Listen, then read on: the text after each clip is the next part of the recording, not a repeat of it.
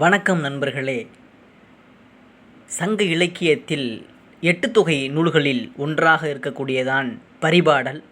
இந்த பரிபாடலில் மல்லர்கள் குறித்த பதிவுகள் இருப்பதை நாம் அறிய முடிகிறது. திருமால் என்கிற மன்னனை பற்றி கடுவன் இளவேணனார் என்கிற புலவர் பாடியிருக்கிறார். இதில் இந்த பரிபாடலில் ஒரு 3 பாடல்களை நாம் பார்க்க முடிகிறது. அந்த பாடல்களில் மல்லர் மரபினரை பற்றி நாம் அறிய முடிகிறது. 3 பாடல்தான் எனக்கு தெரிந்து இருக்கிறது. வேறு ஏதாவது பாடல்கள் இருந்தால் நண்பர்கள் உங்களுடைய கருத்துக்களை பதிவு பண்ணலாம். அந்த 3 பாடல்கள் என்னென்ன, அதில் சொல்லக்கூடிய செய்திகள் என்ன என்பதை பற்றி பார்க்கலாம். தொடர்ந்து இணைந்திருங்கள்.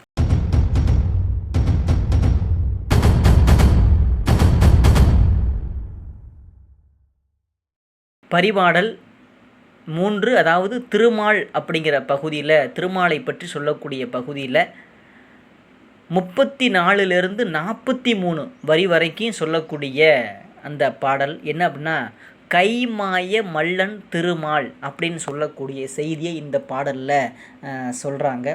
அது என்ன அப்படின்னு பார்த்தீங்கன்னா, அந்த பாட்டு என்ன அப்படின்னா, நடுவு நிலை திரம்பிய நயமில் ஒரு வகை இருகை மால் முக்கை முனிவ நாற்கை அண்ணல் ஐங்கை மைந்த அருகை நெடுவேள் எழுகை யாழ என்கை ஏந்தல் 9 தடக்கை மண்பேராள 10 கை மத வழி 100 கை ஆற்றல் 1000 விரித்த கை மாய மல்ல 16,000 கை முதுமொழி முதல்வ 100,000 கை ஆரறி கடவுள் அப்படின்னு சொல்லக்கூடிய இந்த பாட்டு சொல்லக்கூடிய பொருள் என்ன அப்படின்னா, தேவர்கள் என்று அழைக்கப்பட்ட மல்லர்களுக்கு மட்டுமே அமுதத்தை வழங்கியதால் நடுநிலை மாறிய ஒரு கையினை உடையாய் 2 கைகளை உடைய மல்லரே, 3 கைகளின் திறம்பெற்ற முனிவனே,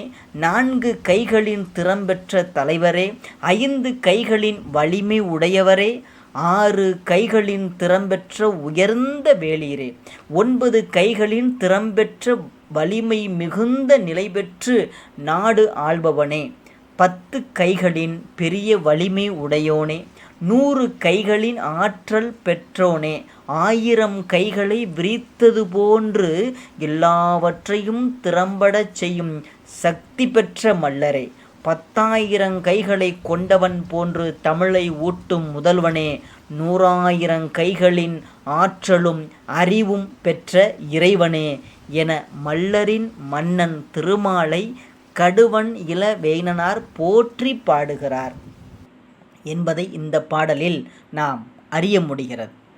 அடுத்து அதே பரிபாடலில் 3வது பாட்டில் திருமால் அப்படிங்கிற அந்த பகுதியில் 85லிருந்து 90 வரிக்குள்ள பாடல் வரிக்குள்ள பொருதிறன் மல்லன் பெருவிரன் மல்லன் திருமால் அப்படின்னு சொல்லக்கூடிய ஒரு செய்தி இந்த பாட்டுக்குள்ள வச்சுருக்கிறாங்க.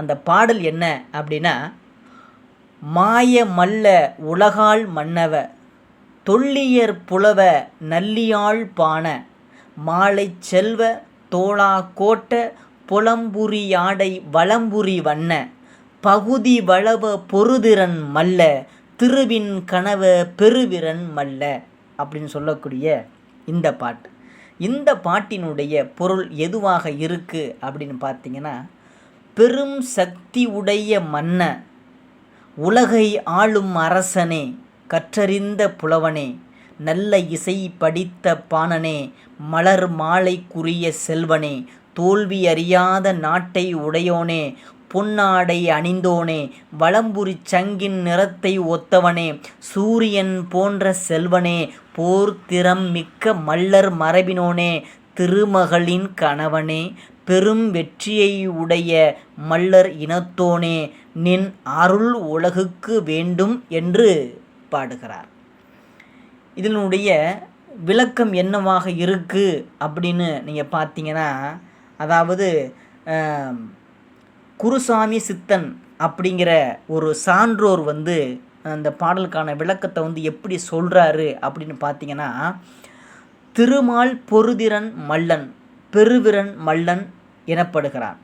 மதுரை சொக்கநாத கடவுள் சோமசுந்தர பாண்டிய மல்லர் எனவும், மதுரை மீனாட்சி தடாதகை பிராட்டியார் மலையத்துவச பாண்டிய மல்லன் மகள் எனவும், திருமால் அதாவது அழகர் தடாதகை பிராட்டியின் ஒன்றுவிட்ட சகோதரன் எனவும், திருமால் தான் சொக்கநாத மல்லருக்கும் மீனாட்சிக்கும் திருமணம் செய்து வைக்கிறார் எனவும் திருவிளையாடற் புராணமும் மதுரை மீனாட்சி கோயில் தல புராணங்களும் கூறுவது இங்கு நினைவு கொள்ளத்தக்கது.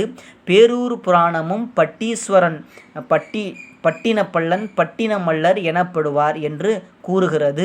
திருமுருகாற்றுப்படை முருகன் மல்லர் மரபினன் என்று கூறுகிறது. முக்குடற்பள்ளு திருமாலை வடிவழக குடும்பன் என்று கூறுகிறது என்று அவர் ஒரு சான்றை பதிவு செய்கிறார். ஆக மொத்தம் இந்த பாடலும் மல்லரை பற்றி குறிப்பிடுவதாக நாம் அறிய முடிகிறது. அடுத்த பாட்டு என்ன அப்படின்னா, அதே பரிபாடலில் 11வது பாடலில் வைகை ஆறை பற்றி புலவர் நல்லந்துவனார் பாடியிருக்கிறார். அவர் சொல்லக்கூடிய செய்தி என்ன அப்படின்னு பார்த்தீங்கன்னா, வைகை ஆற்றினுடைய பெருமை பேசக்கூடிய பாடலாக இந்த பாடல் இருக்குது. இந்த பாடல் சொல்லக்கூடிய செய்தி என்ன அப்படின்னா, வைகை ஆறு பாண்டிய நாட்டின் தலைநகரான மதுரை நகரத்தில் இயங்கி கொண்டிருக்கிறது. அந்த வைகை ஆறு மல்லர் பாண்டிய நாட்டினை ஆண்டு வந்த தமிழர். பாண்டியன், மாறன், வழுதி, செழியன் என பல பெயர்களாலும் அந்த மல்லர் மரபினர் அழைக்கப்பட்டு வருகிறார்கள். புலவர் நல்லந்துவனார் இந்த பாடல் வரி 117 முதல் 121 வரை எந்தெந்த விதமாய் மக்கள் வைகையாற்றை வேண்டிக் கொள்கிறார்கள் என்பதை கூறுகிறார். நாட்டின் உரிமை உடைய மல்லர் இன தலைவன் தலைவியர் 7 ஊழி காலமும் நன்மக்களை ஈன்று மல்லருடைய சுற்றத்தார் இந்த நாட்டை நிலைபெற்ற ஆள வைகையாறு அருள் புரிய வேண்டும் என்று மக்கள் வேண்டிக் கொள்கின்றார்கள் என்பதாக இந்த பாடலினுடைய செய்தியாக நம்ம பார்க்குறோம். அந்த பாட்டு என்ன, அதில் சொல்லக்கூடிய பொருள் என்னவாக இருக்கிறது, அதாவது புதல்வர்களை பெற்று மல்லரின் வழித்தோன்றல்கள் நாட்டை ஆள்க அப்படிங்கிற ஒரு கருத்தை இந்த பாடலுக்குள்ளே சொல்ல வர்றாங்க.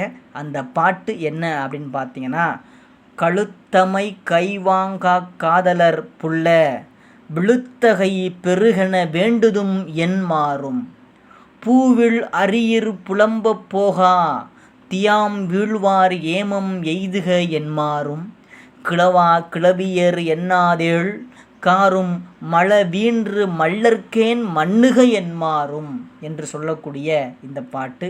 இந்த பாட்டினுடைய பொருள் என்னவாக இருக்கிறது என்று பார்த்தால், எம் காதலர் எம் கழுத்தில் கையை போட்டு எம்மை தழுவுவதால் நான் உணர்வு பெற அருள்க என்போரும், நான் வருந்தும்படி எம் காதலர் பூவினை தேடி திரியும் வண்டுபோல் என்னை விட்டு பிரிந்து போகாதிருந்து எனக்கு இன்பம் ஏற்பட செய்க என்போரும், இந்த நாட்டின் உரிமை உடைய மல்லர் இன தலைவர் தலைவியர் இப்போது மட்டுமல்ல அது 7 ஊழி காலமும் நன்மக்களை ஈன்று மல்லருடைய சுற்றத்தார்கள் இந்த நாட்டை நிலைபெற்று ஆள வைகை ஆறு அருள் புரிய வேண்டும் என்றும் மக்கள் வேண்டிக் கொள்கிறார்கள் என்று இந்த புலவர் நல்லந்துவனார் இந்த பாடலிலே அவர் பதிவு செய்கிறார். ஆக மொத்தம் பரிபாடலிலே 3 பாடல்கள் மல்லர் இனத்தை பற்றி சொல்வதாக நாம் அறிய முடிகிறது.